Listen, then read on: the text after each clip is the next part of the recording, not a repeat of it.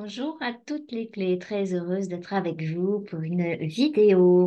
Alors, c'était inspiré de ce matin, j'avais envie vraiment de vous parler de quelque chose d'important aussi, c'est l'identification de l'ego. Alors ça, c'est assez subtil. Qu'est-ce qui se passe? Alors, c'est ça qui peut parfois ralentir en fait la fusion solaire quand l'ego va se rattraper aux branches.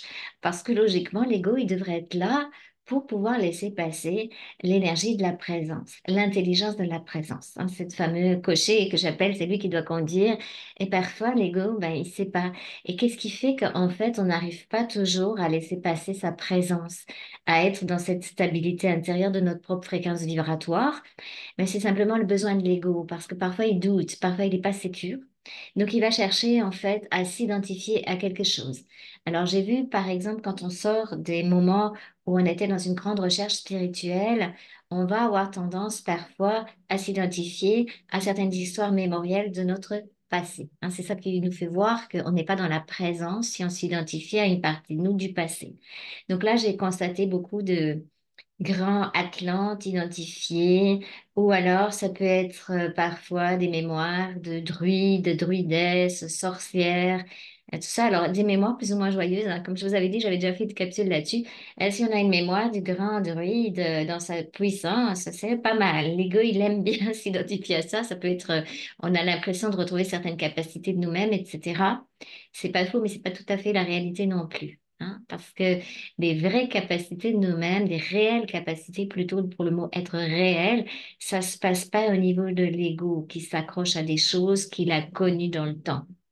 Et ça, c'est la mémoire. Et puis la mémoire, comme vous savez, elle peut être trafiquée aussi.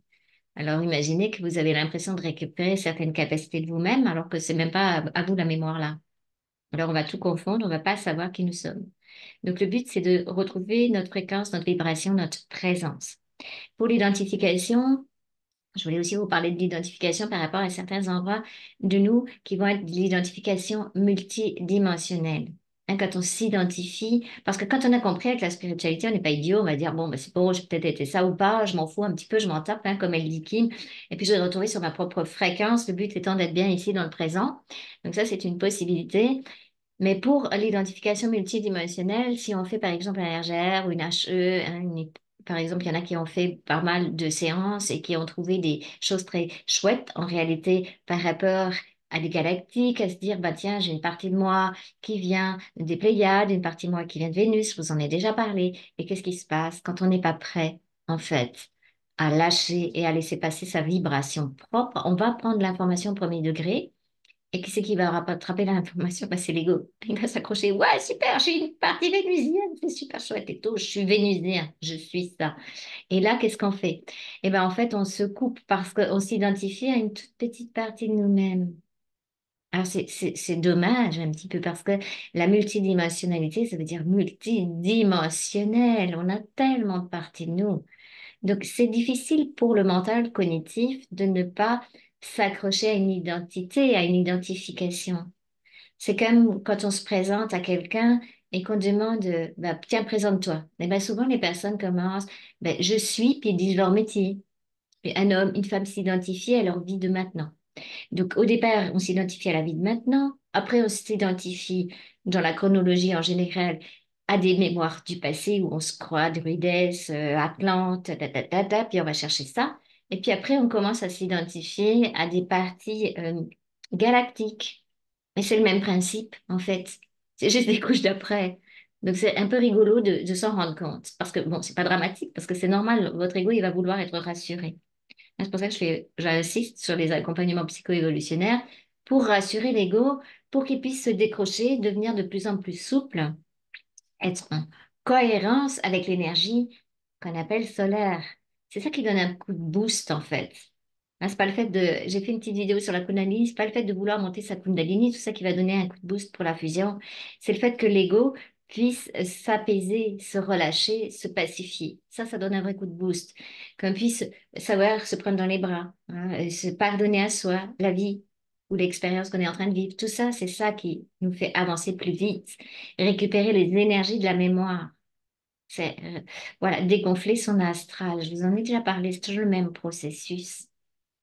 Et des fois, il y a un déclic en fait, parce que ce que j'ai constaté aussi, c'est qu'il y a plusieurs, j'ai appelé ça des retournements de conscience. Je parle pas ça des éveils de conscience, j'appelle ça des retournements. C'est comme si tout à coup, c'est comme le petit bébé qui veut naître, il est obligé de se retourner, de mettre la tête à l'envers et tout paraît effectivement dans un autre sens. C'est le retour à soi, hein. Le premier retournement, c'est le retournement de l'âme, hein. C'est quand on a vécu une nuit noire de l'âme un petit peu douloureuse, un peu délicate, qu'on est allé au bout de sa souffrance, comme ça a été mon cas, et au bout du bout, eh ben, qu'est-ce que j'entends? Mais tu t'es abandonné toi-même. Boum, tac, ça fait comme une idée, une déclic, mais oui, ce que je mettais dehors, c'est qu'est-ce que j'ai produit de moi-même, en fait, à cause de blablabla, bla, hein, l'involution, les aides, nanana, on peut, hein, oui, il y a beaucoup de choses comme ça, c'est une réalité, mais à un moment donné, il y a un déclic. Donc ça, c'est pour l'âme. Et il y a le même déclic que j'ai remarqué, en fait, un deuxième retournement de la conscience vis-à-vis cette fusion. Et là, on arrête de chercher à s'accrocher avec l'histoire à l'extérieur ou de s'identifier à l'extérieur. D'un coup, ça fait un déclic également. Et on se rend compte que quand on a ce déclic-là, avant, on était très soumis, en fait, à d'autres forces que les nôtres. C'est ça qui se passe, hein, parce qu'on va redonner de la puissance à l'histoire, on va redonner de l'identification avec son ego à une histoire pour, en fait, sécuriser l'ego. C'est ça qui se passe. Très intéressant. Donc c'est passionnant en fait parce qu'au fur et à mesure qu'on avance nous-mêmes, je vois qu'il y a des choses qui sont dans une forme de logique de la conscience, de logique de la présence et de logique de l'intelligence de l'esprit. Hein, c'est ça la psychologie évolutionnaire. C'est très très très intelligent, on va dire. Et puis on se rend compte que parfois on se fait avoir par naïveté ou par manque de conscience, de connaissance de comment on fonctionne ici. Donc, mon job, c'est de vous expliquer, surtout de vous passer l'information pour que vous puissiez intégrer l'information à l'intérieur de vous et vous sécuriser avec l'information. C'est pour ça qu'il y a des suivis. Voilà, je le rappelle encore une fois, parce que j'en vois beaucoup qui rament actuellement.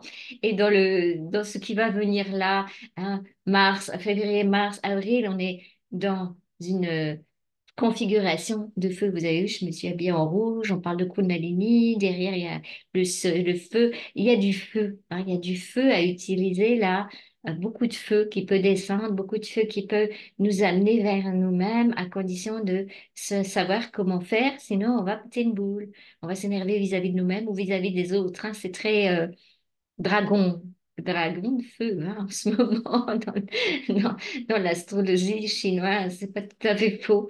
Voilà, donc je vous souhaite une très très belle route vers votre souveraineté. Si cette vidéo vous a plu, partagez, mettez un pouce, posez-moi des questions.